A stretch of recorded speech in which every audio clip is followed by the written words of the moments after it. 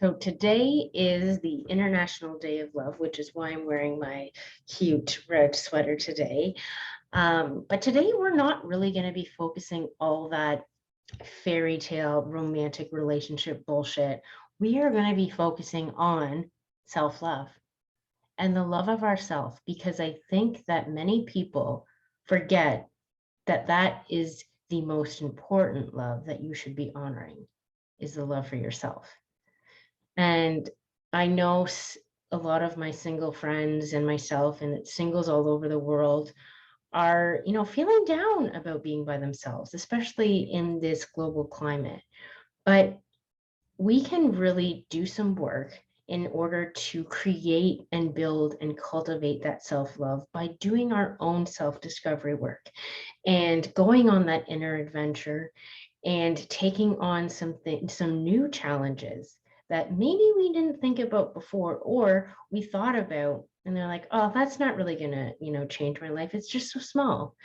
But these tips that I'm going to give you are tried and true by myself to help increase my worth in my day, help increase joy, help create space so that I'm able to breathe and listen to my thoughts. So really an overall upheaval of using some of these tips will really help you in standing in your truth and enjoying life around you. So let's start with number one. So that is create consistency and create routines. Now, I'm not saying, having a very rigid task list of things that you need to do, but I would say starting off your day with a routine or a ritual, and also your evening, is so important in setting an intention for your day and setting your first hours off right. So in my morning routine, I usually start off with a workout. Depending on how much time I have, I will do a 15-minute to an hour workout. And then I'll incorporate a meditation. So there are a ton of meditations that you can find online. I'll actually add one to this video at the bottom in the description that I use when I want to increase more self-love in my day. I think it's amazing. But there are so many that you can use that are all guided, that you don't necessarily need to self-guide yourself through a meditation. So it makes it really easy to meditate. But this really helps me, get grounded in myself and really be able to listen to some of the thoughts I'm having, or gives me some ideas, or listen to my inner being, and maybe my inner being needs to tell me something, and what my body and mind need. So doing that allows me to, consistently put effort in creating a bond with myself. And also movement, when I'm doing it, I feel so inspired. It's basically like my church. So whether I'm working out or going for a run, it usually puts me in a very, very good mood and sets up my day for success. So the one cool thing that I started doing just recently is pulling an oracle card. Now that might seem very woo-woo, but usually the oracle cards really, again, help set an intention, and it's usually a positive message that, for the most part, resonates with what's going on in my day. So having that and really focusing and taking those inspirational messages through the day really helps set the tone. So in regards to your night routine, that means, whether you set an hour before bed where you read, which is something that I love to do so that I'm able to calm down, I'm able to escape in a book, or it is doing a longer meditation at night before you go to bed so that you are able to get into this really deep calmness.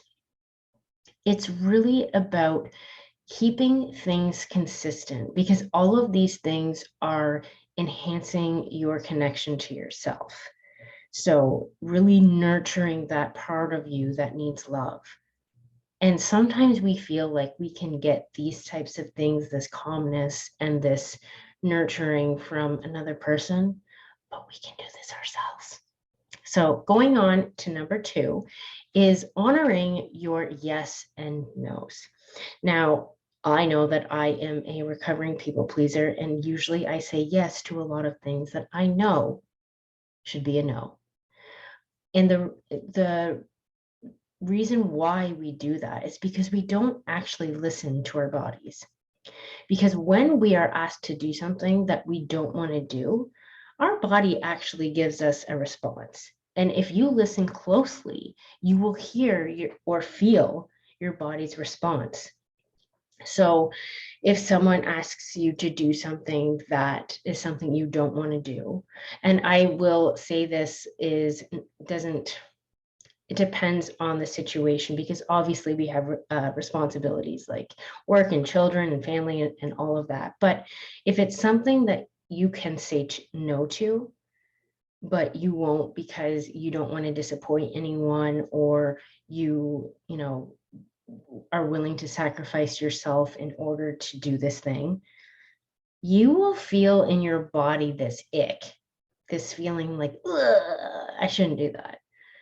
And when you ignore that, you're ignoring yourself and you're denying your needs. So if you step back and identify what it feels like in your body to say yes, what it feels like in your body to say no, and identify those feelings. For me, it is like the ick. It is like a tension. It's like almost like I get slightly sweaty and I feel this, just cloud of negativity come over me. And usually I would ignore that. But practicing this, knowing what a no feels like and knowing what a yes feels like, has been so helpful. So, yes, for me, is feeling joy, it's feeling energy, it's feeling exhilaration. It feels like, a weight has been lifted off of my shoulders.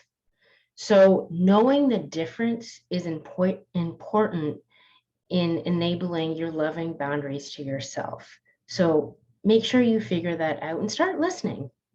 And the next thing that I'm going to provide you with is identifying what gives you energy and what takes it away. So that kind of goes along with the honoring your yes and no's. But if you're eating certain foods that, really make you feel sluggish, or if you're doing activities that, your body just doesn't feel like it likes, like if you're, trying to run and you hate running, why are you running? There are so many other ways to move your body that doesn't include running. So find things that give you energy that aren't something that you have to force yourself to do. So things like, like I said, running, or things that give you energy are eating healthy foods, doing activities that your body loves, whether that is going to CrossFit class, or you're going to a yoga flow class, or you're going for a walk in the wooded area near your subdivision. Whatever that means to you, ensure that you have more of the energy giving activities in your schedule than you do the ones that deplete your energy. Because if there's not I wouldn't even say balance, because you should be having more energy giving activities, because it's going to fuel you through your day. And if you're feeling depleted, it's going to make it very hard for you to, do the things that you do need to do, because you've spent all this energy on things that take away your energy. And this also goes for relationships. So if there's people in your life that that when you go and see them, they just take away all your energy, maybe you have a set time for it, and in your brain when you need to go, and you let them know in the beginning that you have to leave. Or if it's a relationship, Maybe you need to get rid of that relationship in your life that's really been taking away your energy for many years. So it's looking at your life and what are the things that you can remove that are taking away the energy that you have for your day and replacing them with things that give you energy. And I'm not saying completely remove things depending what they are. If it's a relationship, look at the ways that you can, allow for energy giving moments within those relationships. So again, really honoring your body and your energy and giving yourself what it needs. So the next point is watch your self-talk. And that's not only your self-talk, but it's how you talk to yourself and others. Because a lot of it is wrapped up in judgment. It is wrapped up in judgment of ourselves and being hard on ourselves. And trust me, I know that like the back of my hand because I do it often. But really start checking in with yourself. And maybe that's with, every hour of the day. And that might be a lot, but just how are you feeling? What are some of the thoughts that you've been feeling over that hour? What have you been saying to yourself? And maybe you need to write that down and be like, well, that's really not true, Erin. Like, you have all of this that you've done that's really amazing. Like this thing that you're saying is just really not true. And start replacing it with things that make you feel good, that give you confidence. And this is also looking at, how you are judging other people and how you are looking at other people and comparing. And not only, looking at other people and judging, but comparing yourself to them. So really being able to identify when you're being terrible to yourself and when you can add a little bit more love and a little bit more affirming language to your self-talk during the day. And I find that just doing little check-ins, seeing how I feel, look at the morning. How was I feeling in the morning? What were things that happened? What did I say to myself? Or catching yourself in the moment. If you're able to do that and be like, whoa, whoa, that was not a nice thing I just said to myself, and be able to reframe it and, look at the truth that's happening, that's always the best way to go.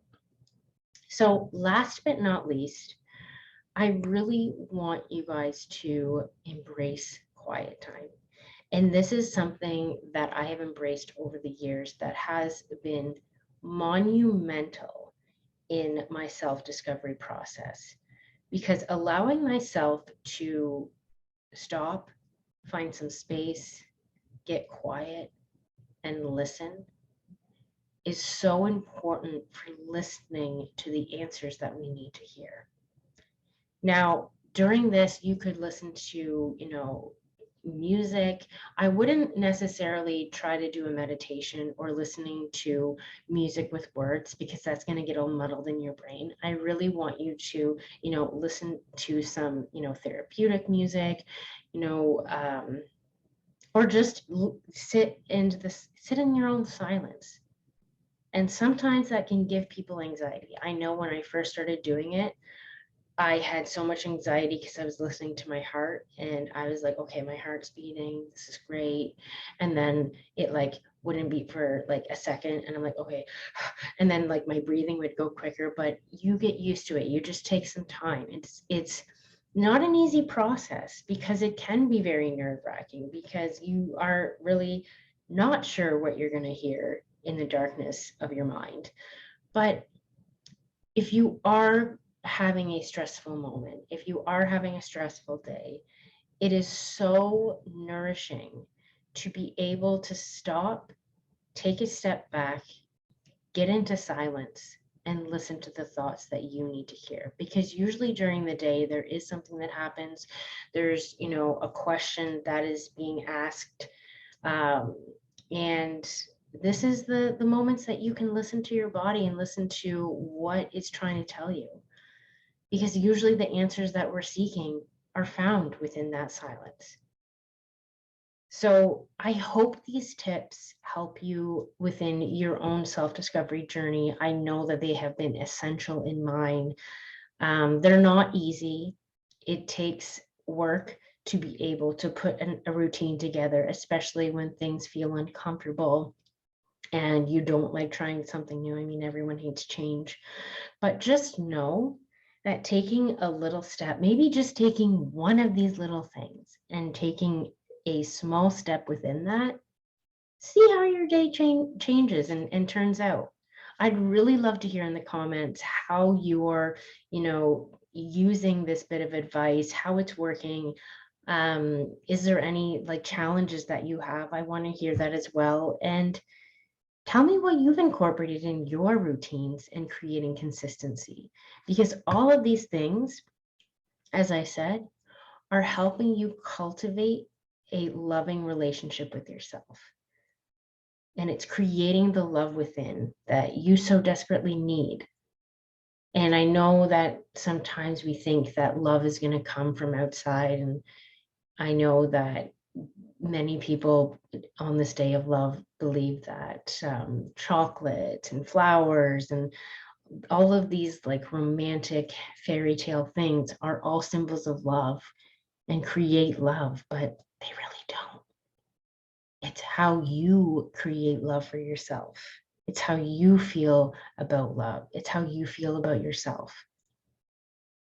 So make sure when you start and end your day, it all comes down to love and yourself and your self-love journey, because you matter most. See you in the next video.